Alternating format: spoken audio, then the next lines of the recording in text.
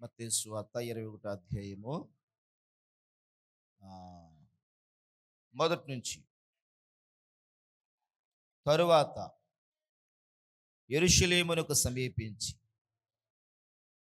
ఒలీవ చెట్ల కొండ దగ్గర ఉన్న బెత్పగేకు వచ్చినప్పుడు యేసు తన శిష్యులలో ఇద్దరిని చూచి, మీ ఎదుటనున్న గ్రామమునకు వెళ్ళుడి, వెళ్ళగానే కట్టబడి ఉన్న ఒక గాడిదయు దానితోనున్న ఒక గాడిద పిల్లయు మీకు కనబడును.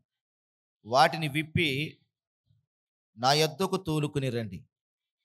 ఎవడైనను మీతో ఏమైనను అనిన ఎడల అవి ప్రభువునకు కావలసి ఉన్నవని చెప్పవలెను. వెంటనే అతడు వాటిని తోలుపెట్టునని చెప్పి వారిని పంపి. ప్రియులరా, ఇక్కడ చదువుకున్నటువంటి లేఖన భాగంలో యేసు ప్రభువారు ఆయన యెరూషలేముకి ప్రయాణమై వెళుతున్నాడు. ఇది యేసు ప్రభువారి యొక్క ఆఖరి ప్రయాణం అన్నమాట. యెరూషలేముకి ఆయన వెళుతున్నప్పుడు ఆ యెరూషలేము సమీపించగానే ఆయన శిష్యుల్ని పిలిచి, ఒక ఇద్దరు శిష్యుల్ని పిలిచి వాళ్ళతో చెప్పాడు. ఏమన్నాడంటే, మీరు ఎదురుగా ఉన్న ఆ గ్రామానికి వెళ్ళండి. ఆ గ్రామం పేరేంటంటే బెత్పగే. ఆ గ్రామానికి వెళితే ఆ గ్రామంలో ఒక గాడిద పిల్ల కట్టి ఉంటుంది. దాన్ని విప్పి నా దగ్గరికి తోలుకు రమ్మన్నారు. మీరు దాన్ని విప్పుతున్నప్పుడు ఇది ఎందుకు మీరు విప్పుతున్నారు అని ఒకవేళ మిమ్మల్ని ఎవరైనా అడిగితే ఇది ప్రభువునకు కావాలి అని చెప్పమన్నట్లుగా మనం పరిశుద్ధ గ్రంథంలో చూస్తాం. ప్రియులరా, వీళ్ళు ప్రభు చెప్పినట్లుగానే ఆ గ్రామానికి వెళ్ళారు. అక్కడ ఒక గాడిద పిల్ల కూడా ఉంది. వీళ్ళు దాన్ని విప్పుతుంటే అప్పుడు వాళ్ళు అడిగారు, అక్కడున్న వాళ్ళు, ఎందుకు మీరు దీన్ని విప్పుతున్నారో అని అడిగితే అప్పుడు వాళ్ళు చెప్పారన్నమాట, ఇది ప్రభువుకు కావాలండి అని చెప్తే వెంటనే వాళ్ళు ఏం చేస్తారంటే ఆ గాడిద పిల్లని ప్రభు దగ్గరికి తోలుపెట్టి తీసుకొచ్చినట్లుగా మనం ఇక్కడ చూడవచ్చు. ఎప్పుడైతే ఆ గాడిదను ప్రభు దగ్గర తీసుకొచ్చారో అక్కడ ఉన్న వాళ్ళందరూ కూడా ఏం చేశారంటే తమ దగ్గర ఉన్న వస్త్రాలు, బట్టలన్నిటిని కూడా విప్పి ఆ గాడిద మీద వేశారట. చదవండి వచనము 8వ వచనము 7 నుంచి. ఆ గాడిదను దాని పిల్లను తోలుకుని వచ్చి వాటి మీద తమ బట్టలు వేయగా ఆయన బట్టల మీద కూర్చుండెను. జన సమూహములలోను అనేకులు తమ బట్టలు దారి పొడుగునా పరచింది. కొందరు చెట్ల కొమ్మలు నరికి దారి పొడుగునా పరిచారు. కనుక యేసు ప్రభు వారు దగ్గరికి ఆ గాడిదని తీసుకురాగానే అక్కడున్న జన సమూహాలు ఏం చేశారట, వాళ్ళు ఆ బట్టలు ఆ గాడిద మీద వేశారట. కొన్ని బట్టలేమో ఆ ప్రభు వెళ్ళి ఆ మార్గం అంతా బట్టలు పరిచారట. కొన్ని చెట్లు కొమ్మలు కూడా నరికి ఆ గాడిద నడిచి ఆ ప్రాంతం అంతా కొమ్మలు నరికి వేశారు. ఆ బట్టల మీద, ఆ గాడిద మీద ప్రభు కూర్చుండి ఆయన ప్రయాణమై ఎక్కడికి వచ్చారంటే యెరూషలేముకి రావడము జరిగింది. యేసు ప్రభు వారు యెరూషలేముకి వచ్చినప్పుడు అప్పుడు జన సమూహాలు చాలామంది యేసు ప్రభు ముందున్నారు, కొంతమంది ప్రభు వెనకాల ఉన్నారు. ఆ వెనకున్నవారు ముందున్నవారు చేస్తున్న పని ఏంటంటే హోసన్న జయము, హోసన్న జయమంటూ అక్కడ అంటారు, దావీదు కుమారునికి జయము, ప్రభు పేరట వచ్చువాడు స్తుతింపబడును గాక, సర్వోన్నతమైన స్థలములలో జయము అని కేకలు వేయడం మొదలుపెట్టారు. కేకలు వేస్తున్నారు. ఏమని కేకలు వేస్తున్నారు? దావీదు కుమారునికి జయము, ప్రభు పేరట వచ్చువాడు స్తుతింపబడును గాక, సర్వోన్నతమైన స్థలములలో దేవునికి జయమని చెప్పి కేకలు వేయడం మొదలుపెట్టారు. అలా కేకలు వేస్తూ ఉంటుంటే అక్కడున్న వారందరూ కూడా ఏమన్నారంటే, నీ శిష్యుల్ని గద్దించు. ఏంటి వాళ్ళు అలా కేకలేస్తున్నారు? ఏమని కేకలేస్తున్నారంటే, రాజు పేరట, ప్రభు పేరట వచ్చేవాడు స్తుతింపబడును గాక అంటున్నారేంటి? నువ్వెవరవు? నువ్వు ఒక సాధారణమైన వ్యక్తివి. యేసు ప్రభువారు యేసేపు ఎవరండి? యేసేపు ఎవరు? వడ్లవాడు. నువ్వు వడ్లవాని కుమారుడు కదా! అటువంటిది రాజు పేరట వచ్చేవాడు స్తుతించబడును గాక అంటున్నారేంటి? హోసన్నా జయమంటున్నారేంటి? నీ శిష్యుల్ని గద్దించు అని ప్రభువుని అన్నప్పుడు ప్రభు అన్నారు, వీళ్ళు ఊరుకుంటే రాళ్ళు కేకలు వేస్తాయని చెప్పారు. దేవునికి స్తోత్రం చెప్పండి. ఏమన్నారు ప్రభువారండి? వీళ్ళు ఊరుకుంటే రాళ్ళు కేకలేస్తాయి. అంటే ప్రభువు ఆ మాటల్ని ఒప్పుకున్నాడు. ఏ మాటలు? ప్రభు పేరట వచ్చువాడు స్తుతింపబడును గాక. హోసన్నా జయము, దావీదు కుమారునికి జయము, సర్వోన్నతమైన స్థలములలో జయమని ఆ మాటలను ఆయన ఒప్పుకున్నారు. నిజమే. ఈరోజు ఈ ఉదయకాల సమయంలో ప్రియులరా, యేసు ప్రభువారు ఆ రోజున యెరూషలేముకి ఆయన ఎలాగ వెళ్ళాడు అంటే గాడిద మీద వెళ్ళాడు. ఎందుకు ఆయన గాడిద మీద వెళ్ళాడంటే, ప్రియులరా, పరిశుద్ధ గ్రంథాన్ని మనము పరిశీలన చేసినప్పుడు యేసు ప్రభువారు ఈ లోకానికి ఎలాగొచ్చాడంటే ఒక రాజుగా వచ్చాడు. నేను స్తోత్రం చెప్పండి. యూదులకి రాజు. ఎవరికి రాజు చెప్పండి? యూదులకి. అందుకని యేసు ప్రభు పుట్టినప్పుడు జ్ఞానులు ఏం చేశారు? బంగారము, సాంబ్రాణి, బోళము ఆయనకి కానుకలుగా సమర్పించారు. అంటే బంగారము దేనికి సాదృశ్యం అంటే రాజుకి సాదృశ్యం. కనుక యేసు ప్రభు ఈ లోకానికి ఆయన రాజు. ఎవరికి రాజు అంటే ఆనాడు యూదులకి ఆయన రాజుగా వచ్చాడు. అందుకనే యేసు ప్రభుని పట్టుకుని పిలాతు దగ్గర తీసుకువెళ్ళినప్పుడు వాళ్ళు మోపిన నేరం ఏంటి? ఈయన యూదులకు రాజు అని చెప్పుకుంటున్నాడు. అందుకనే యేసు ప్రభుని సిలువ వేసినప్పుడు ఆ సిలువ మీద ఏమని రాశారు? యూదుల రాజు. ఏమని వేశారు? యూదుల రాజు. నిజమే, ఆయన యూదులకి రాజే.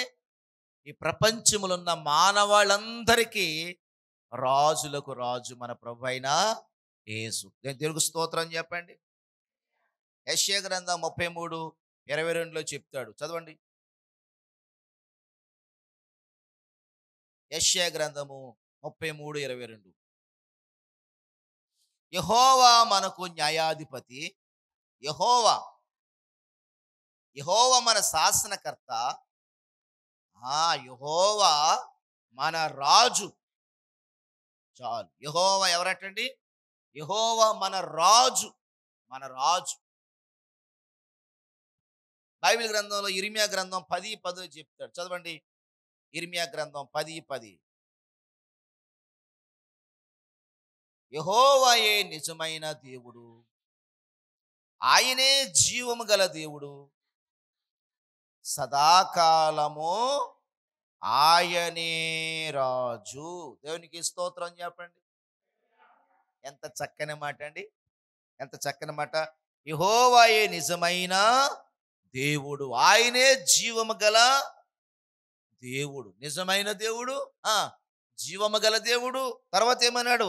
సదాకాలము ఆయనే రాజు. అంటే ఈ ప్రపంచము ఉన్నా లేకపోయినా కానీ రాజులకు రాజు మన ప్రభు అయిన యేసు. దేవునికి స్తోత్రం. హల్లెలూయా. ప్రకటన గ్రంథంలో చెప్తాడు, ఏమంటాడు? ప్రకటన గ్రంథంలో ప్రకటన 19:16 చూడండమ్మా. రాజులకు రాజును ప్రభువులకు ప్రభువును అను నామము ఆయన వస్త్రం మీదను తొడ మీదను రాయబడి ఉన్నది. చూసారా? ఎవరట ప్రభు చెప్పండి? రాజు కాదు. ఎవరు? రాజులకు రాజు. తర్వాత ఏమన్నాడు? ప్రభువులకు ప్రభు. అది మనం ఆరాధిస్తున్నటువంటి యేసు ప్రభు రాజులందరికీ రాజు. అందుకనే దానియేలు పుస్తకంలో చెప్తాడు. చదవండి. దానియేలు గ్రంథము 2వ అధ్యాయము 44వ వచనం. ఆ రాజుల కాలములో మా ఆ ఆ పరలోకమందున్న దేవుడు ఒక రాజ్యమును స్థాపించును. దానికెన్నటికిని నాశనము కలగదు. దేనికి స్తోత్రం చెప్పండి. చూసారా, రాజులకు రాజు, ప్రభులకు ప్రభు. పరలోకమందున్న దేవుడు ఎట్టండి ఆ రాజుల కాలంలో ఒక రాజ్యాన్ని కడతాడో దానికి అన్నిటికీ కూడా ఏమి లేదు చెప్పండి, అంతము లేదు, అంతము లేదు. ఇవన్నీ ఎంతకాలం ఉంటాయి? మోడీ గారు మోడీ గారు ముందెవరు? సోనియా గాంధీ. ఆవిడకు ముందెవరు? రాజీవ్ గాంధీ. ఆయనకు ముందెవరు? ఇలాగ ఎంతో మంది మన దేశాన్ని ఏం చేస్తున్నారు? పరిపాలన చేస్తున్నారు. ప్రపంచంలో అమెరికాని, ఇంగ్లాండ్ని, దేశాలని ఎంతో మంది నాయకులు వారు ప్రెసిడెంట్లుగా, ప్రధానమంత్రులుగా పరిపాలన చేస్తున్నారు. అయితే బైబిల్ గ్రంథం చెప్తుంది ఆ రాజుల కాలంలో పరలోకమందున దేవుడు ఒక రాజ్యాన్ని స్థాపిస్తాడు. ఆ రాజ్యానికి ఎన్నటికీ అంతం ఉండదు. హల్లెలూయా. ఈ రోజున మనం అందరం ఇక్కడ కూర్చున్నామంటే, యేసు ప్రభువుని నమ్ముకున్నామంటే ఆ ఎన్నటికీ నాశనం లేని రాజ్యములకు వెళ్ళాలని. దేవునికి స్తోత్రం. హల్లెలూయా. మనందరి ఆశ అదే. ఎన్నటికీ నాశనం లేని రాజ్యము, ఆ పరలోకంలోకి, ఆ యొక్క రాజ్యములోకి వెళ్ళాలనేది మన వాంఛ, మన కోరిక. మన ప్రభువు ఎవరటండి? రాజులకు రాజు. అందుకనే ఆయన యెరూషలేముకి గాడిద మీద వెళ్ళాడు. బైబిల్ గ్రంథంలో అక్కడ చెప్తాడు, ఇదిగో నీ రాజు. దేవునికి స్తోత్రం అని చెప్పండి. ఏమన్నాడు? ఇదిగో. ఎక్కడుంది ఈ మాటలు? జకర్యా 9:9 చూడండి ఒకసారి. జకర్యా 9:9. సియోను నివాసులారా, యెరూషలేము నివాసులారా, ఉల్లాసముగా ఉండుడి. ఈ రాజు, నీ రాజు నీతిమంతుడును, రక్షణ గలవాడును, దీనుడనై గాడిద పిల్లను ఎక్కి నీ యొద్దకు వచ్చుచున్నాడు. దేవునికి ఒకసారి స్తోత్రం చెప్పండి. ఏముందండి వచ్చిన చదివారు, విన్నారా? ఇదిగో నీ రాజు. దేవునికి స్తోత్రం చెప్పండి. ఏమన్నాడు? నీ రాజు నీతిపరుడు, రక్షణ గలవాడు, దీనుడై గాడిద పిల్లను ఎక్కి నీ యొద్దకు వచ్చుచున్నాడు. యెరూషలేముకి ఆయన రాజుగా వచ్చాడు. పూర్వదినాల్లో రాజులందరూ కూడా మన పాత నిబంధనలు చూస్తే దావీదు, అబ్షాలోము, ఇంకా చాలా మంది రాజులు చూస్తే వాళ్ళని రాజుగా అభిషేకించేటప్పుడు దేని మీద తీసుకొస్తారంటే గాడిద మీద ఎక్కి తీసుకొస్తారు. గాడిద మీద తీసుకొచ్చి వాళ్ళని రాజుగా అభిషేకిస్తారు. పూర్వదినాల్లో గాడిదే రాజు యొక్క వాహనం. మన దృష్టిలో గాడిద అంటే నీచమైంది, పనికిరాంది. కానీ పూర్వదినాల్లో కాదు, గాడిద మీదే తీసుకొచ్చేవారు. గాడిద మీద తీసుకొచ్చి ప్రియులరా సొలొమోను అలాగ అభిషేకించారు. ఇంకా రాజులు చాలా మంది ఉన్నారు, నేను చూపించడానికి సమయం కాదు. వాళ్ళందరినీ గాడిద మీద ఎక్కి వాళ్ళు తీసుకొచ్చి వాళ్ళు సింహాసనం ఎక్కించారు. అంటే రాజు యొక్క వాహనము ఏదంటే గాడిద. కనుక యేసు ప్రభు వారు కూడా ఆయన రాజు కనుక యెరూషలేముకి ఎలా వచ్చాడు చెప్పండి? గాడిద మీద వచ్చాడు. అదే ఇక్కడ చెప్తున్నాడు ఈ జకర్యాలో ప్రవచనం. యేసు ప్రభు గురించి ముందుగానే చెప్పాడు, ఇదిగో నీ రాజు నీతిపరుడు. మనం ఆరాధిస్తున్న దేవుడు ఎవరు చెప్పండి? ఏమ్మా, యేసుప్రభు ఎవరట? నీతిపరుడు, నీతి గలవాడు. ఆయనలాంటి నీతి ఈ లోకంలో ఎవరి దగ్గర లేదు. దేవునికి స్తోత్రం చెప్పండి. యేసు ప్రభు దగ్గర ఉన్న నీతి ఎక్కడైనా ఉందా? 1 మైలు దూరం రమ్మంటే ఆయన ఏమన్నాడు? 2 మైళ్ళు వెళ్ళమన్నాడు. నీ వస్త్రాన్ని తీసేసుకుంటే నీ పై బట్ట కూడా వాడికి ఇచ్చేసి అన్నాడు. కుడి చెంప మీద కొడితే ఏమన్నాడు ఆయన? ఎడమ చెంప కూడా చూపించు అన్నాడు.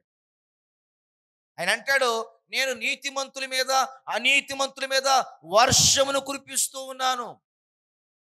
నేను అందరికీ ఉపకారిని. ఎవరు చేస్తారు ఇవన్నీ, ఈ పనులన్నీ? ఆయన నీతిమంతుల కొరకు అనీతిమంతుల కొరకు ప్రాణాన్ని పెట్టాడు. ఎవరు చేస్తారు ఈ పని? అందుకునే నీ రాజు ఎవరట? నీతిపరుడు. నువ్వు ఆరాధిస్తున్న దేవుడు, నువ్వు పూజిస్తున్న నీ రాజు ఎటువంటి వాడంటే బైబిల్ గ్రంథం చెప్తుంది, ఆయన నీతిపరుడు, నీతి గలవాడు, నీతి గలవాడు. దేవునికి స్తోత్రం, హల్లెలూయా. కనుక ప్రియులరా, బైబిల్ గ్రంథంలో చెప్తున్నాడు కదా, నీ రాజు నీతిపరుడు. రెండోది, రక్షణ గలవాడు. రక్షణ గలవాడు అంటే మానవులు ఎక్కడ రక్షించబడగలరు? ప్రభు దగ్గరే. ఎందుకంటే బైబిల్ ఏం చెప్పింది? అపోస్తుల కార్యాల గ్రంథము 4వ అధ్యాయము 16వ వచనం చదవండి. 4:12. మరి ఎవని వలనను రక్షణ కలుగదు, ఈ నామమునై మనము రక్షణ పొందవలనని ఆకాశము క్రింద మనుష్యులలో ఇవ్వబడిన మరి ఏ నామమున దేవునికి స్తోత్రం చెప్తా. చూసారు ఎంత స్పష్టంగా చెప్పాడండి? ఏమన్నాడు? ఆకాశము క్రింద కదా, ఆకాశము క్రింద మనుషులలో ఇయ్యబడిన మరి ఏ నామమున రక్షణ పొందలేము. బైబిల్ గ్రంథం చెప్తా ఉంది. ప్రభు చెప్తున్నాడు. ఏమన్నాడు చెప్పండి? ఆకాశము క్రింద. ఈ దేశం కాదు, జాగ్రత్తగా వినాలి. ఈ దేశం కాదు, భారతదేశం కాదు, ఈ ఆకాశము క్రింద ఇవ్వబడిన ఏ నామములో మనుషులకు రక్షణ లేదు. హల్లెలూయా. ఎక్కడ కదా, ఈ నామముననే మరి ఎవని వలనను రక్షణ కలుగదు, ఈ నామముననే మనము రక్షణ పొందవలెను. ఏ నామం ఇది? యేసు పరిశుద్ధ నామము నాకు ఎప్పుడు. యేసు పరిశుద్ధ నామము నాకు ఎప్పుడు అధిక స్తోత్రమే. ఇహ పరమున మేలైన నామము, శక్తి కలిగినట్టి నామమిది. ఇహ పరమున మేలైన శక్తి కలిగినట్టి నామమిది.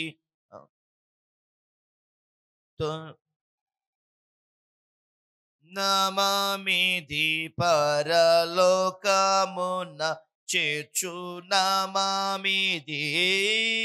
యేసు పరిశుద్ధ నామమునకు ఎప్పుడు అధికం.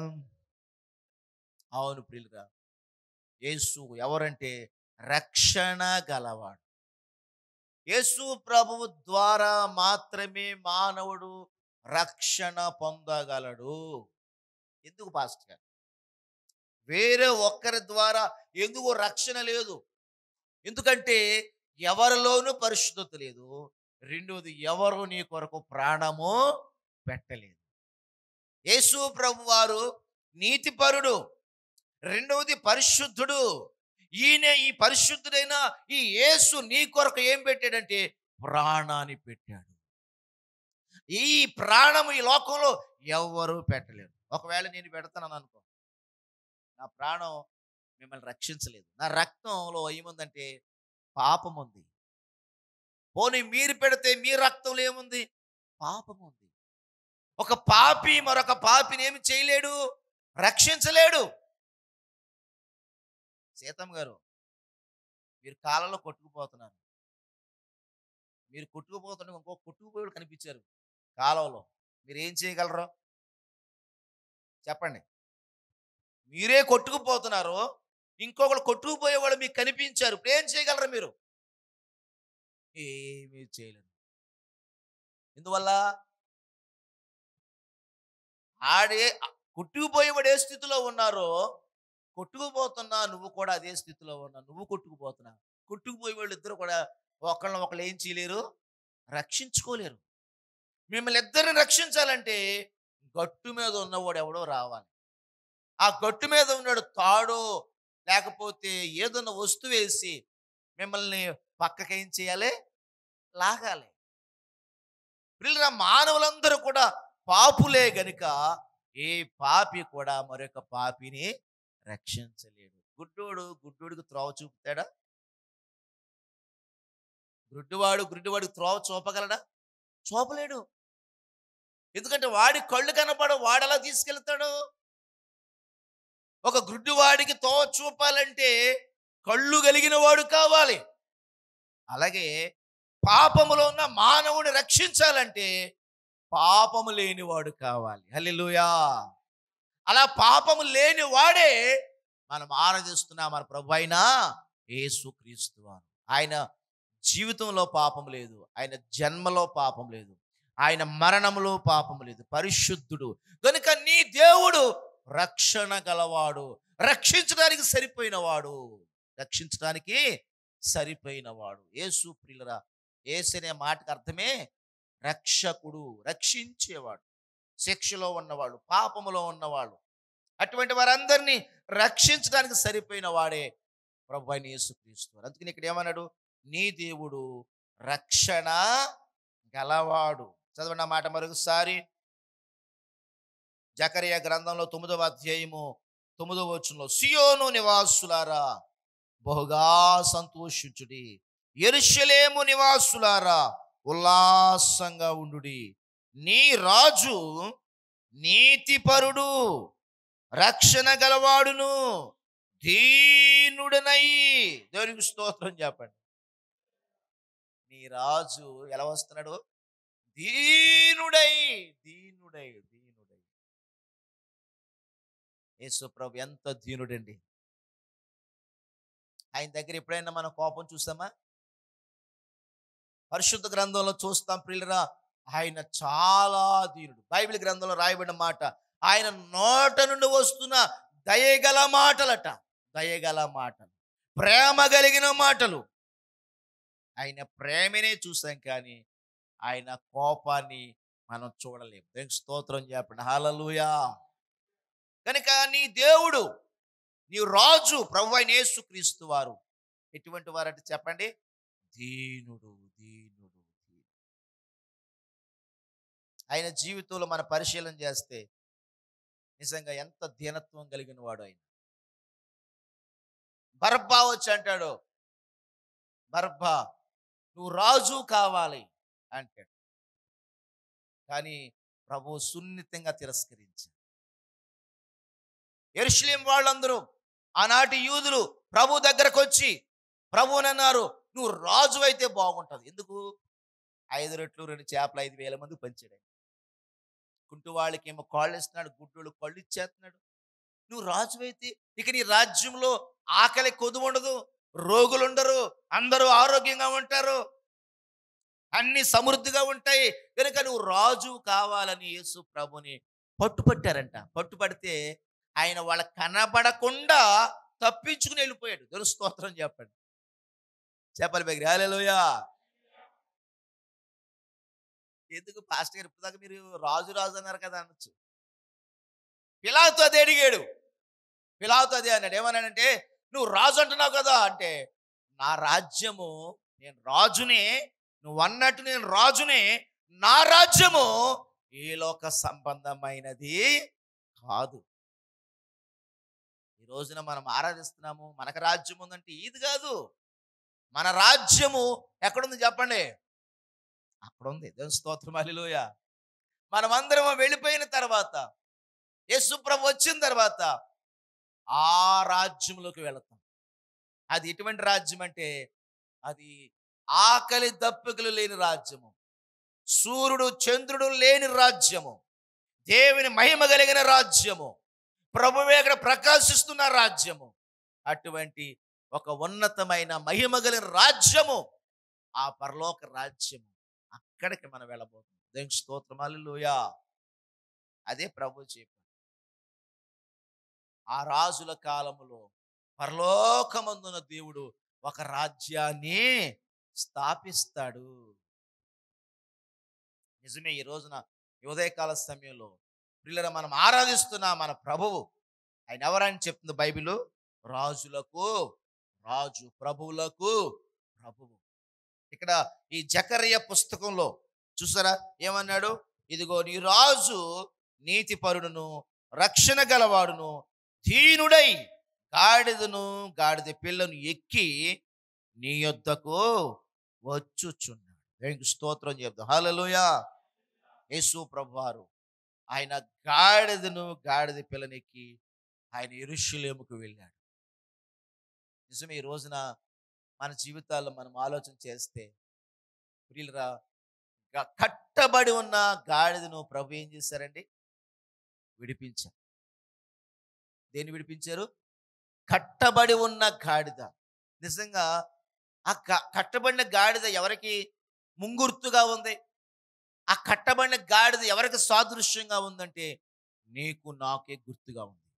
మనమందరం కూడా ఒక గాడిదలాగా కట్టబడ్డాం. దేనికి కట్టబడ్డాం మనము? పాపానికి కట్టబడ్డాం. దేనికి కట్టబడ్డాం మనం?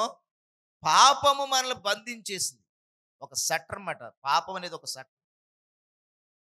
ఈ పాపం అనే ఆ సంకెళ్ళు, పాపం అనే కట్లు మనిషిని ఏం చేస్తాయంటే బంధించాయి. ప్రభు అన్నారు, ఇది నాకు కావాలి. దేవునికి స్తోత్రం చెప్పండి. శిష్యులు వచ్చి కట్టబడిన గాడిదని విప్పుతుంటుంటే, శిష్యులు వచ్చి ఆ కట్టబడిన గాడిదని విప్పుతుంటుంటే అడిగారు. ఏమనంటే, మీరు దీనిని ఎందుకు విప్పుతున్నారు? అప్పుడు చెప్పాడు, ఇది ప్రభువుకు కావాలి. దేవునికి స్తోత్రం చెప్పండి. ఇక్కడ కూర్చున్న నీవు నేను ఎవరికి కావాలి? ప్రభువుకు కావాలి. మనం కొందరు అనుకోవచ్చు, మా అమ్మగారికి నేను అక్కర్లేదు, మా నాన్నకి నేను అక్కర్లేదు, మా తల్లిదండ్రులకు నేను అక్కర్లేదు. అసలు నేను ఎవరికి కావాలి? అసలు నన్ను ప్రేమించే వాళ్ళు ఉన్నారా? నన్ను పట్టించుకునే వాళ్ళు ఉన్నారా అనుకునేవాళ్ళు లేరండి. కానీ ప్రభు అన్నాడు, మనము ప్రభువుకు కావాలి. దేవునికి స్తోత్రం చెప్పండి. మనం ఎవరికి అవసరం లేకపోవచ్చు, మనల్ని ఎవరో కోరుకోకపోవచ్చు, కానీ బైబిల్ అంటుంది మనం ప్రభువుకు కావాలి. మనం ప్రభువుకు కావాలి. ప్రభువు మనల్ని కోరుకుంటున్నాడండి. ప్రభువు మనల్ని కోరుకుంటున్నాడు. ఆ కట్టబడిన గాడిదను ఆ ప్రభు ఇప్పించాడు, విడిపించాడు. ఈ రోజున నీవు నేను కూడా కట్టబడిపోయాం. పాపములతో కట్టబడ్డాం. మనం పాపాలకి బందీ అయిపోయాము. సాతాను కొన్ని కట్లు మనల్ని కట్టేశాడు. దేవునికి స్తోత్రం చెప్పండి. పాపమే కాదండి, సాతాను కూడా కొన్ని కట్లు కట్టేస్తాడు మనకి. సాతాను కట్లు కట్టాడనుకోండి, కొన్ని సాతానులు వెంటనే పోతాయా? చెప్పండి, పోతాయా? ఆ? కొన్ని సాతానులు వెంటనే పోవో. కొన్ని సాతానులు అండి, మనం ఎంత ప్రార్థన చేసినా ఆ, ఏం చేస్తాయి చెప్పాలి నాకు? ఏం చేస్తాయి? మన చుట్టే తిరుగుతూ ఉంటాయి. దాని స్తోత్రం చెప్పండి. అది ఇలాగెళ్ళిపోద్ది, ఈ దూరం అంటే వెళ్ళిపోద్ది, ఈ దూరం అంటే వచ్చేద్ది, మళ్ళీ ఇలా పోతుంది, మళ్ళీ ఇలాగ వచ్చేద్ది. ఏంటది? ఏంటది? సాతాను. కొన్ని దెయ్యాలండి, మొండు దెయ్యాలంట. తెలుసా మీకు సీతమ్మ గారు? మొండు దెయ్యాలు తెలుసా? మొండు దెయ్యాలు. మొండు దెయ్యాలంటే అవి పోవాయి, వదలవు. వదిలినట్టే వదులుతాయి. మరలా వచ్చేది. బైబిల్‌లో ఉన్నాయా లేదా మొండి దెయ్యాలు? ఆ! చదవండి. మార్కు సువార్తలో. నేనేదో అబద్ధం చెప్తున్నట్టు చూస్తున్నారండి మీరు. మార్కు సువార్త.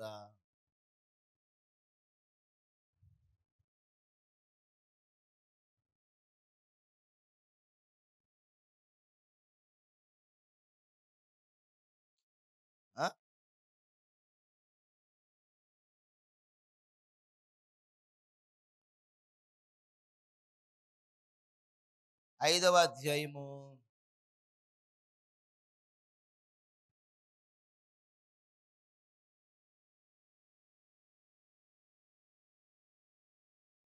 తీసారా? 5వ అధ్యాయము 5 నుంచి 3 నుంచి చదవండి. 3 నుంచి. వాడు సమాధులలో వాసము చేసెడివాడు. అమ్మా, సంకెళ్ళతోనైనను ఎవడును వానిని బంధించలేకపోయారు. దేనికోసారి బిగ్గరగా స్తోత్రం చెప్పండి. చూసారా? ఈయన్ని ఒక దెయ్యము, 2 దెయ్యాలు కాదంట. కొన్ని వేల దెయ్యాలు పట్టేసినాయి. సంకెళ్ళు వేసినా కానీ వాడు సాధవట్లేదు. అసలు ఏ రకంగా కూడా వాడిని మామూలు మనిషిని చేయలేకపోతున్నాడు. అటువంటి వాడిని యేసయ్య దగ్గరికి తీసుకొస్తే యేసు ప్రభువారు అద్భుతంగా బాగు చేసేసాడు. దేవునికి స్తోత్రం చెప్పండి. మార్కు సువార్త 9వ అధ్యాయము 17వ వచనము చదవండి. బాగుదొకటా, మోగ దయ్యం పట్టిన నా కుమారుని నీ యొద్దకు తీసుకుని వచ్చి తిని, అది ఎక్కడ వారిని పట్టును అక్కడ వారిని పడద్రోయును. అప్పుడు వాడు నురుగు కార్చుకుని పండ్లు కొరుకుని మోర్చిల్లును. దానిని వెళ్ళగొట్టుడని నీ శిష్యులను అడిగి తిని గాని అది వారి చేత కాలేదు. దేనికి స్తోత్రం చెప్పండి. చూసారా? ఎక్కడికో తండ్రి బాధ. కొడుకునట ఈ దెయ్యం పట్టేస్తుందంట. ఏ దెయ్యం ఇది? మోగ దెయ్యం అంటది. ఏ దెయ్యం అంటది? ఇది రాగానే కుర్రోడు ఎక్కడ ఈ దెయ్యం వచ్చేస్తుందో అక్కడ దబేలు పడిపోతాడు, కొట్టేసుకుంటాడు. నోట్లోంచి నురుగు కారిపోతా ఉంటది. అక్కడ నీళ్లుంటే నీళ్లలో తోసేస్తుంది అది. అక్కడ నిప్పుంటే నిప్పుల్లో గెంటేస్తుంది. ఏది ఏది ఈ మోగ దెయ్యం ఏం చేస్తుందంటే వీడిని నాశనం చేయాలని ప్రయత్నం చేస్తుంది. తల్లి ఏం చేస్తుందంటే, తండ్రి ఏం చేస్తున్నాడంటే ఆ కుర్రోడిని కనిపెట్టుకుంటూ రక్షించుకుంటున్నాడు. దేవునికి స్తోత్రం చెప్పండి. ప్రభు దగ్గర తీసుకొచ్చారు, శిష్యుల దగ్గర తీసుకొచ్చారు. వాళ్ళు స్తోత్రం స్తోత్రం అన్నారు కానీ ఏం పని అవ్వలేదు. దేవునికి స్తోత్రం చెప్పండి. బిగ్గరగా చెప్పాలి హల్లెలూయా. ఒక్కొక్కళ్ళండి స్తోత్రం స్తోత్రం అన్న పని అవ్వదు. ఎందుకు తెలుసా? ఆ స్తోత్రంలో ఏముండదు చెప్పాలి నాకు. ఆ స్తోత్రంలో ఏముండదు? దేవుని శక్తి ఉండదు. దేవుని శక్తి లేకుండా ఎన్ని స్తోత్రాలు చెప్పినా పని అవ్వదండి. ఇక్కడ శిష్యులు దాన్ని ప్రయత్నం చేశారు కానీ వీళ్ళ వల్ల కాలేదట. అప్పుడు ప్రభు దగ్గర తీసుకొస్తే ప్రభు అన్నారు, చదవండి ఎన్ని వచనం అంటే 21 వచనం. యేసు ప్రభుడు అప్పుడు ఆయన ఇది వీనికి సంభవించి ఎంత కాలమైంది. అతడు బాల్యము నుండియే. దేనికోసారి బిగ్గరగా స్తోత్రం చెప్పండి. ఇది చెప్పండి. ఇప్పుడు ఏం దెయ్యం ఇది? కొన్ని దెయ్యాలు పొదలవన్నాను కదా. కొన్ని దెయ్యాలు పట్టుకుంటే కొన్ని దెయ్యాలు పట్టుకున్నాయనుకోండి పొదలవు. నువ్వు ఎన్ని దిక్కులు తిరుగు, నువ్వు ఎన్ని చెయ్యి, ఆ దెయ్యం మాత్రం వదలదు. చూసారా? ఈ కుర్రోడికి ఎప్పుడు పట్టుకుందంట ఇది? బాల్యంలో పట్టేసింది. బాల్య దినాల నుంచి చిన్నతనములోనే ఈ దెయ్యము ఈ కుర్రాన్ని పట్టేస్తే ఆ తండ్రి ఆ బిడ్డని కాపాడుకుంటూ వస్తున్నాడు. దేవునికి స్తోత్రం, హల్లెలూయా. కనుక ప్రభువు ఆ బిడ్డని బాగు చేసేసాడు, బాగు చేసేసాడు. ఆ 2000 దెయ్యాలు పట్టిన ఆ గెరాసేన దేశంలో ఉన్న వాడిని ప్రభు బాగు చేశాడు. ఇదిగో ఇక్కడ ఈ మోగ దయ్యం పట్టిన వాడిని కూడా ప్రభు బాగు చేశాడు. నేను చెప్పేది ఏంటంటే, ప్రియ దేవుని బిడ్డలారా, ఇటువంటి భయంకరమైన దయ్యాలతో లేదా రోగాలతో పాపాలతో బంధించబడిపోతున్న ప్రతి మానవాళిని విడిపించాలని, రక్షించాలని యేసు ప్రభువారు ఈ లోకానికి వచ్చారు. దేవునికి స్తోత్రం, హల్లెలూయా. కనుక ఈ రాజు నీ ప్రభువు ఎవరో? ఈయన రక్షణ గలవాడు, నీతిపరుడు. ఎవరైనా చెప్పండి. రక్షణ గలవాడు, నీతిపరుడు, దీనుడు. ఈ ప్రభువు గాడిదనెక్కి ఆయన యెరూషలేముకి వస్తా ఉన్నాడు. దేవునికి స్తోత్రం, హల్లెలూయా. అయితే ఆ ప్రభువు ఆ గాడిద మీద ఎక్కి రావడానికి ముందుగా ఆ గాడిద ఉన్న స్థితి ఏంటి చెప్పండి? కట్టబడిపోయిన స్థితి. ఆ కట్టబడిపోయిన ఆ గాడిదను ప్రభు ఏం చేశారంటే విడిపించారు, విడిపించారు. ఈరోజు మనము కూడా, నువ్వు దేని చేత కట్టబడిపోయావో నాకు తెలియదు. ఒకవేళ దెయ్యాలు లేదా పాపాలు లేదా లోకంలో సమస్యలు, కొంతమంది సమస్యలండి, ఎన్నో సమస్యల్లో ఆ ఆ వలయములో చిక్కుకుపోతాడు, ఆ సమస్యల వలములో చిక్కుపోతాడు, బయటికి రాలేడు, బయటికి రాలేడు. ఎరా ఏమైందిరా? అయ్యో నాకు తెలియదు, నా ప్రాణం విషయాలంతే, నేను రాలేకపోతున్నాను పాస్టర్ గారు, నేను రావాలని ఉంటుంది, బయటకు వచ్చేయాలని ఉంటుంది, నేను ఆదివారం మందిరంలో ఉండాలి, దేవుని ఆరాధించాలి అనుకుంటున్నాను. కానీ ఇదిగో నేను ఇలాగా బయటికి రాలేని పరిస్థితుల్లో నేను ఈ సమస్యల వలయములో చిక్కుకుపోయాను. దేవునికి స్తోత్రం, హల్లెలూయా. ఈ రోజున మనము ఎక్కడ ఏ కట్లు నిన్ను కట్టేసి, ఏ కట్ల చేత బంధించబడిపోయి బయటికి రాలేని పరిస్థితిలో ఉంటున్నావో, ఆ కట్లన్నీ త్రెంపగలిగిన వాడు, కట్లన్నిటిని విడిపించి నేను రక్షించగలిగిన వాడు ప్రభువైన యేసుక్రీస్తు వారు. దేవునికి స్తోత్రం, హల్లెలూయా. ఎటువంటి కట్లైనా, అవి ఏ కట్లైనా, ఏ రకమైన కట్లైనా కానీ నీ ప్రభువు నిన్ను విడిపించగలడు. ఆయన సమర్థుడు, ఆయన శక్తి గలవాడు, ఆయన బలము కలిగిన వాడు, ఆయన మహిమ కలిగిన వాడు. ఈయన నీ సమస్యల నుంచి, నీ కట్లు ఎటువంటి కట్లతో కట్టబడ్డావో, బంధించబడ్డావో, వాటన్నిటిలోంచి నిన్ను విడిపించి నీకు స్వేచ్ఛని, సంతోషాన్ని, సమాధానాన్ని ఇస్తాడు ఆయన.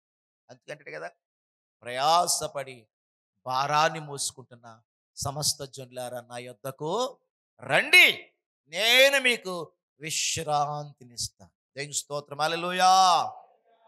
ఎక్కడ దొరకదండి, ఎక్కడ దొరకదు. చాలా మంది అనుకుంటారండి, డబ్బున్న వాళ్ళకి వాళ్ళు ఎంత భాగ్యవంతులు, ఏసీలో రూములో పడుకున్న నిద్ర పట్టదు. తెలుసా మీకు? ఏసీ రూముల్లో పడుకున్న నిద్ర పట్టదు. అసలు సమాధానమే ఉండదు, శాంతే ఉండదు, నెమ్మదే ఉండదు. ₹1,00,000 భోజనం పెట్టుకున్నా కానీ అది కడుపు నిండదండి. నిజమా పాస్టర్ గారు? వెళ్ళండి, మీరు సమాజంలోకి వెళ్ళి కనుక్కోండి, 100% నిజం ఇది. కానీ మనం పచ్చడి మెతుకులు తిన్నా కానీ హాయిగా నిద్రపోతాం. మనం దేవుని స్తోత్రం చెప్పండి. పచ్చడి మెతుకులు తిన్నా మనం ప్రియులరా ఒక చెట్టు కింద పడుకున్న ప్రశాంతంగా నిద్రపోతాం మనం. ఎందుకు తెలుసా? రక్షకుడు మనకున్నాడు. దేవుని స్తోత్రం, హల్లెలూయా. యేసయ్య మనకున్నాడు. ఆ యేసు ప్రభువుని నువ్వు నమ్ముకుంటే నీ హృదయంలో సమాధానము, శాంతి, నెమ్మది ఇదంతా ప్రభు ఇస్తాడు. లోకంలో ఎక్కడా కూడా నీకు సమాధానము, శాంతి, నెమ్మది దొరకదు. యేసు ప్రభు దగ్గరే దొరికింది. కనుకనే ప్రియులరా, ఆ గాడిదని ఏం చేస్తాడు ప్రభువు? విడిపించాలి. విడిపించినప్పుడు ప్రభు అక్కడ శిష్యులతో చెప్పాడు, ఇది ప్రభువుకు కావాలని చెప్పండి. ఏమన్నాడు ఆయన? ఇది ప్రభువునకు కావాలి. ఏది? గాడిద. ఈరోజు ఇక్కడ ఉన్న నీవు నేను మనమందరం కూడా గాడిద లాంటి వాళ్ళమే. మనం ఎవరికి కావాలి? ఎవరికి కావాలి చెప్పండి? నేనున్నాను అనుకో, మా పాస్టమ్మ గారికి కావాలి కదా. ఎందుకు? ఎందుకు? అయ్యో, భర్త ఉండాలి కదండి, భార్యని పోషించాలి కదండి. భార్యని పోషించాలంటే భర్త కావాలి. పిల్లల్ని పోషించాలంటే భర్త కావాలి. కానీ వీళ్ళరా, నేను పోషించలేకుండానే, ఏ సంపాదన లేకపోయినా, నేనెంత దుర్మార్గుడైనా, నేనెంత దుష్టుడైనా, పనికి మాలిన వాడైనా, ఏమండి, ఒకవేళ తాగుబోతునైతే వీడు చచ్చిపోతే బాగుండు అనుకుంటాను. ఇంట్లోంచి ఎటైనా వెళ్ళిపోతే బాగుండు వీడు, ఎందుకంటే తెచ్చిన డబ్బులన్నీ పాడు చేసేస్తున్నాడు. చెప్పండి, అంటారనరా? చెప్పండి అమ్మ, అంటారనరా? ఎందుకున్నాడో తెలియట్లేదండి, మమ్మల్ని అల్లరి పెట్టేస్తున్నాడు, మా కుటుంబాన్ని అల్లరి చేసేస్తున్నాడు. తాగుడు వ్యభిచారం అండి, వ్యభిచారం అండి, ఎంత వ్యభిచారం అని. ఎందుకండి ఈ మనిషి మా ఇంట్లో ఉండడం? కానీ అటువంటి వ్యక్తి కూడా అటువంటి వ్యక్తి కూడా ప్రియులరా, ప్రభు అన్నాడు, నువ్వు ప్రభు కావాలి. దేవుని స్తోత్రం చెప్పండి. ఒకవేళ అటువంటి వ్యక్తిగానే నేను ఉంటే, నా ప్రభువు నన్ను ఏమన్నాడు తెలుసా? నువ్వు నాకు కావాలి. దేవుని స్తోత్రం, హల్లెలూయా. ఈ రోజున నీవు నేను ఎవరికి కావాలి? మనుషులకు అవసరం లేదేమో, కానీ నీవు నేను ఎవరికి కావాలి చెప్పండి? ప్రభువుకు కావాలి. హల్లెలూయా. నువ్వు ప్రభుకు కావాలి, నేను ప్రభువుకి కావాలి. ఉన్న పాటున ఒక పాట రాశాడు, ఉన్న పాటున నీ పాద సన్నిధికి వచ్చుచున్నాను ప్రభు అంటే. నిజమే, నువ్వు ఎలా ఉన్నావు అలాగే ప్రభు దగ్గరికి వస్తే ప్రభు హక్కును చేర్చుకుంటాడండి. దేవుని స్తోత్రం చెప్పండి. చెప్పాలి బిగ్గరగా, హల్లెలూయా. పాపాత్మురాలైన స్త్రీ యేసు ప్రభు దగ్గరకు వచ్చింది. ఏమన్నాడు ఆయన? వచ్చింది, రాలేదా? ప్రభువారు ఒక ఇంట్లో భోజనానికి కూర్చున్నాడు. పాపాత్మురాలైన స్త్రీ ప్రభు దగ్గరకు వచ్చింది. వస్తే, ఏయ్ బయటికి వెళ్ళి ముందు, నువ్వు పాపాత్మురాలివి, నువ్వు దుర్మార్గురాలివి, నువ్వు ఎందుకు వచ్చావు అన్నారా ప్రభు? చెప్పాలి నాకు, మీరు మాట్లాడండి, అన్నారా? అనలేదే. ప్రభు ఆమెని ఒక్క మాట కూడా మాట్లాడలేదు. అమ్మా, నీ పాపాలన్నీ విడిచిపెట్టే అన్నారా ప్రభు? అనలేదు. ప్రేమ కలిగి ఆయన చేర్చుకున్నాడు. ఆయన ప్రేమను చూపించినప్పుడు ఆ యొక్క పాపాత్మురాలు తన పాపాలన్నిటి విషయమే ప్రభు దగ్గర పశ్చాత్తాపపడి తన పాపాలను విడిచిపెట్టేసింది. దేవుని స్తోత్రం చెప్పండి. అంటే ఒక పాపాత్మురాలిని ప్రభు ఏం చేశారంటే చేర్చుకున్నాడు. పాపముతోనే చేర్చుకున్నాడు. ప్రభు దగ్గరకు వచ్చాక ఆమె తన పాపాలని ఏం చేసింది? వదిలేసింది. ప్రభు దగ్గరికి రాకుండా ఇలా చూడండి, బట్టలు తడపకుండా ఉతుకుతారా? బట్టలు తడవాలి, సబ్బు పామాలి, అప్పుడే బట్టలు ఉతకాలి. అలాగే ఒక వ్యక్తి పాపాలు పోవాలంటే ఎక్కడికి రావాలి చెప్పాలి నాకు? ప్రభు దగ్గరికి రావాలి. ప్రభు దగ్గర రాకుండా పాపం ఎలా పోతుంది? పోతుందా? పోదు. ప్రభు దగ్గరకు వస్తే ఆయన అమూల్య రక్తం చేత మన పాపాలన్నీ కడుగుతాడు. దేవునికి స్తోత్రం చెప్పండి. అందుకని నువ్వు నేను ఈ లోకంలో ప్రతి ఒక్కరూ ఎవరికి కావాలంటే ప్రభు కావాలి. లోకంలో ఉన్న నిన్ను నన్ను చదవండి ఒకసారి, పేతురు పత్రిక, పేతురు పత్రిక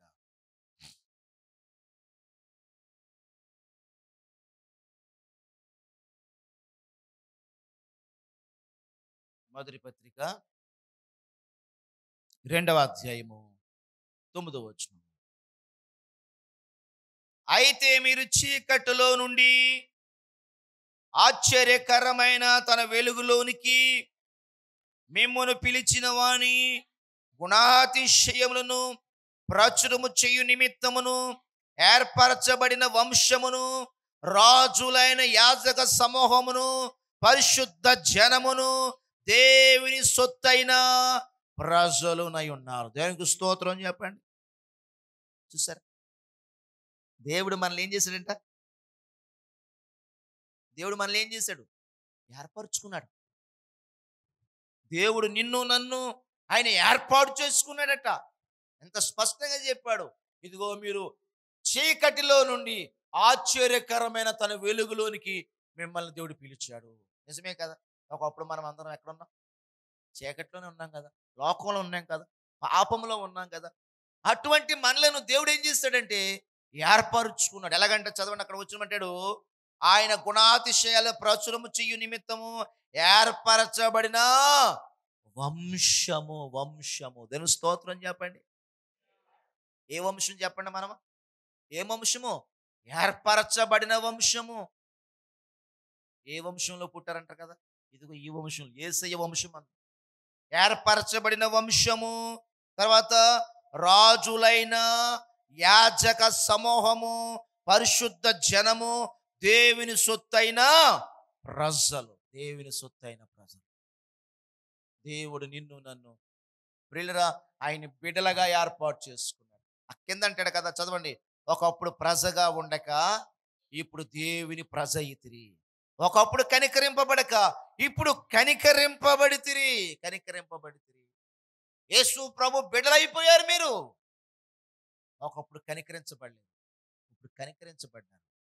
ఒకప్పుడు దేవుని ప్రజలు కాదు మీరు, కానీ ఇప్పుడు దేవుని ప్రజలయ్యారు. దేవుని స్తోత్రం చెప్పండి. యేసు ప్రభు రక్తంలో ఆయన మనల్ని కడిగేశాడు.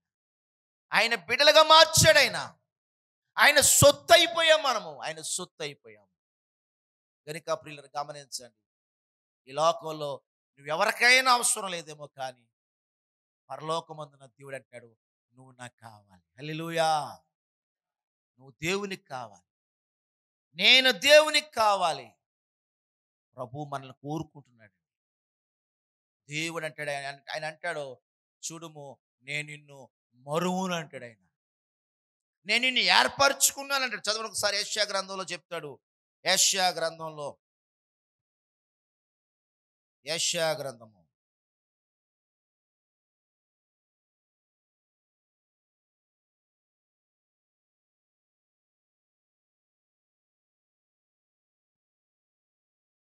యెషయా గ్రంథము 43వ అధ్యాయము మొదటి నుంచి చదవండి. ఇలా చూడండి ఒకసారి. యాకోబు అంటే ఇక్కడ యాకోబు గురించి కాదు. ఇది ఏ అధ్యాయం? ఇది యెషయా గ్రంథం కదా. యాకోబు ఎక్కడున్నాడు? ఆది కాండంలో ఉన్నాడు. యాకోబు ఎక్కడున్నాడు? ఆది కాండంలో ఉన్నాడు. ఇక్కడ ఏ అధ్యాయం ఇది? యెషయా గ్రంథము. ఇక్కడ యాకోబు అనగా, ఇశ్రాయేలు అనగా దేవుని ప్రజలు. హల్లెలూయా. దేవుని జనాంగం. దేవుని జనాంగం. మనమందరం దేవుని జనాంగం. ఇందా చదువుకున్నాం కదా, మీరు దేవుని సొత్తైన ప్రజ. ఒకప్పుడు ప్రజలు కాదు మీరు, ఇప్పుడు దేవుని ప్రజలు. ఇదిగో ఇక్కడ చెప్తున్నాడు, ఇదిగో యాకోబు నిన్ను సృజించిన వాడగు యెహోవా, ఇశ్రాయేలు నిన్ను నిర్మించిన వాడు ఇలాగూ సెలవిచ్చుచున్నాడు, నేను నిన్ను విమోచించాను. దేవుని స్తోత్రం చెప్పండి. దగ్గరగా చెప్పాలి. హల్లెలూయా. నువ్వు కట్టబడ్డావు కదా, నువ్వు గాడిదలాగా కట్టబడ్డావు కదా, నేను నిన్ను విమోచించా అంటే విడిపించా. నువ్వు దెయ్యాలకు బందీ అయిపోయావో, చెడ్డ అలవాట్లకి బందీ అయిపోయావో, లేక పాపానికి ఇదిగో కట్లతో కట్టబడ్డావో, నేనేం చేసింది తెలుసా? నేను నిన్ను విమోచించా. ఆ కట్లన్నీ త్రెంపి, ఆ బంధకాలు త్రెంపి, ఆ అలవాట్ల నుంచి, ఆ చెడుతనం నుండి, ఆ పాపం నుండి నేను నిన్ను విమోచించాను. తర్వాత వచ్చి చదవండి, నేను నిన్ను విమోచించి ఉన్నాను, భయపడకము, పేరు పెట్టి నిన్ను పిలిచాను. దేవుని స్తోత్రం చెప్పండి. ఏమన్నాడు ఆయన? ఏమన్నాడు? పేరు పెట్టి. జక్కని ఏమన్నాడు ఆయన? ఏమన్నాడు? జక్కయ్యా పేరు పెట్టాడా పెరగలేదా? ఈరోజు నిన్ను కూడా అంటున్నాడు ఆయన, నేను నిన్ను పేరు పెట్టి పిలిచాను, పేరు పెట్టి పిలిచాను. దేవుని స్తోత్రం, హల్లెలూయా. నీ తల్లి గర్భములో పిండంగా ఉండగానే నా కన్నులు నిన్ను చూచాయి. నిన్ను ఎప్పుడు ఏర్పరుస్తున్నాడు తెలుసా? జగత్ పునాది వేయబడక మునిపే. ఎఫెసీ పత్రిక 1వ అధ్యాయంలో చెప్తాడు. నువ్వు ఈరోజు మందిలో కూర్చున్నావంటే ఏదో 2 ఏళ్ళు 3 ఏళ్ళు కాదట. ఈ ప్రపంచం జన్మించక మునిపే, జగత్ పునాది వేయబడక మునిపే నేను నిన్ను ఏర్పాటు చేసుకున్నాను అంటున్నాడు ఆయన. చూడండి, ఇశ్రాయేలు, నేను నిన్ను విమోచించి ఉన్నాను, భయపడకము, పేరు పెట్టి నిన్ను. ఈరోజు నిన్ను భయాలు మనకి రక్షించబడ్డాం కానీ, ప్రభువులో ఉన్నాం కానీ, ఏదైనా కొంత సమస్య వస్తే భయం, కష్టం వస్తే భయం, రోగం వస్తే భయం, ఏదైనా అప్పులు అయిపోతే భయం. భయపడకండి, ఆ అప్పులు మిమ్మల్ని ఏం చేయదు. స్తోత్రం చెప్పండి. రోగాలు మిమ్మల్ని ఏం చేయు, సమస్యలు మిమ్మల్ని ఏమి చేయు, కష్టాలు మిమ్మల్ని ఏం చేయు, ఏం చేయు. భయపడకండి అసలు. అంటాడే కదా కింద, జలములలో పడి దాటినప్పుడు నేను నీకు తోడయుందును, నదులలో పడి వెళ్ళినప్పుడు అవి నీ మీద పొర్లి పారవు, నీవు అగ్ని మధ్యలో నడిచినప్పుడు కాలిపోవు, జ్వాలలు నిన్ను కాల్చవు. దేవునికి స్తోత్రం చెప్పండి. ఎవరి గురించి చెప్తుంది ఈ మాటలు? నీ గురించి, నా గురించే ఈ మాటలు. అగ్నిలో అగ్ని నిన్నేమి చేయదు. జలములలో పడి వెళ్ళిపోతున్నా కానీ జలములు నీ మీద పొర్లి పారిపోతాయేమో కానీ నువ్వు మునిగి చనిపోవు. తెలుసా? ఎందుకు తెలుసా? నేను నిన్ను విమోచించాను, నేను నిన్ను పేరు పెట్టి పిలిచాను, నీవు నా సొత్తు. దేవునికి స్తోత్రం చెప్పండి. ప్రభువు నిన్ను విడిపించాను, నువ్వు నాకు కావాలి. ఏమన్నా చెప్పండి. నువ్వు నాకు, శిష్యులు చెప్పాడు, ఇది ఎందుకు ఇప్పుతున్నారని అడిగితే ఇది ప్రభువుకు కావాలని చెప్పండి. నిజమే. ఈరోజు నువ్వు దేవునికి కావాలి, నేను దేవునికి కావాలి, నీవు నేను మనమంతా దేవుని సొత్తు, దేవుని జనాంగం, దేవుని ప్రజలు. భయపడకండి, భయపడకండి, దేనికి తొందరపడకండి. ప్రభు నమ్మదగిన వాడు. దేవునికి స్తోత్రం చెప్పండి. ఆ తర్వాత కింద చెప్తాడు, ఇంకా నేను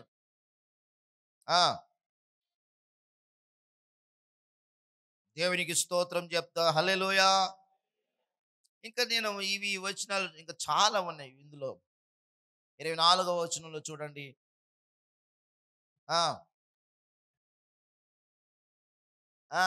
నీ బలి పశువుల క్రొవ్వు చేత నన్ను తృప్తిపరచడం సరే కదా, నీ పాపముల చేత నీవు నన్ను విసిగించేదివి.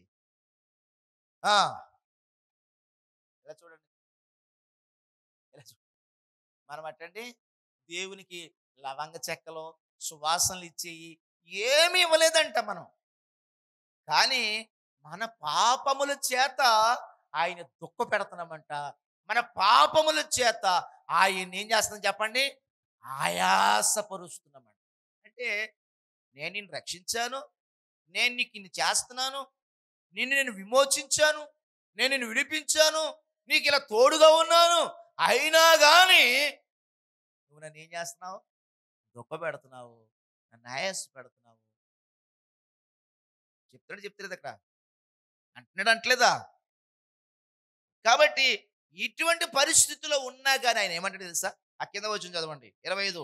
నేనే నా చిత్తానుసారంగా నీ అతిక్రమాలను తుడిచివేయుచున్నాను, నేను నీ పాపములను జ్ఞాపకము చేసుకున్నాను. దేవునికి స్తోత్రం చెప్పండి, బిగ్గరగా చెప్పాలి, హల్లెలూయా. ఎంత మంచి దేవుడండి. నేనే నీ పాపాలన్నిటినీ తుడిచేస్తాను, జ్ఞాపకం చేసుకోవట్లేదు. ఎప్పుడైనా మించిపోయింది లేదు. మనం ఏం చేయాలి చెప్పండి? ప్రభు తట్టు తిరగాలి. దేవునికి స్తోత్రం చెప్పండి. ఆయన్ని సంతోష పెట్టాలి, ఆయన ఆనందపరచాలి. చూడండి, ఆ గాడిద పిల్ల ప్రభు దగ్గర తీసుకొచ్చినప్పుడు ఏమైందో తెలుసా? దాని మీద బట్టలు పరిచారు, శ్రేష్టమైన బట్టలు పరిచారు. గాడిద మీద బట్టలు పరిచారు, గాడిద నడవడానికి కూడా బట్టలు పరిచారు. గాడిద మీద ప్రభు కూర్చున్నారు. ఆ గాడిద ఇప్పుడు ఎక్కడ నడుస్తుంది చెప్పండి? బట్టల మీద నడుచుకుంటూ వయ్యారంగా యెరూషలేములోకి వెళ్ళిపోయింది. యెరూషలేములోకి యేసు ప్రభువారు ఆ గాడిద మీద వస్తూ ఉంటుంటే ప్రజలందరూ జయధ్వనులు మొదలుపెట్టారు. దేవునికి స్తోత్రం చెప్పండి. ప్రజలందరూ హోసన్నా జయము, హోసన్నా జయము, ప్రభు పేర వచ్చేవారు స్తుతింపబడునుగా కానీ స్తోత్రాలు స్తోత్రాలు చేస్తారు. ఈ రాత్రి, ఈ రోజు, ఈ ఉదయకాలం మన జీవితాలు ప్రభువు నీలో ఉంటే, ప్రభు నాలో ఉంటే ప్రజలందరూ కూడా మనల్ని చూచి సంతోషిస్తారు, ఆనందిస్తారు. మనకి ఘనత వస్తుంది, మనకి గొప్పతనం వస్తుంది, మనకి విలువ వస్తుంది, మనకి గౌరవం వస్తుంది. ఏమొస్తుంది చెప్పండి? విలువ, గౌరవము, గొప్పతనం వస్తుంది. ప్రభు నీలో లేకపోతే, ప్రభు నాలో లేకపోతే మనకి విలువ రాదు, గొప్పతనం ఉండదు, గౌరవం కూడా ఉండదు. ఎక్కడుంటాం మనము?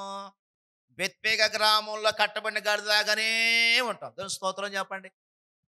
చెప్పాలి దగ్గరికి. హల్లెలూయా. బెత్పేగ గ్రామంలో కట్టబడిన గాడిదకి ఏముంది?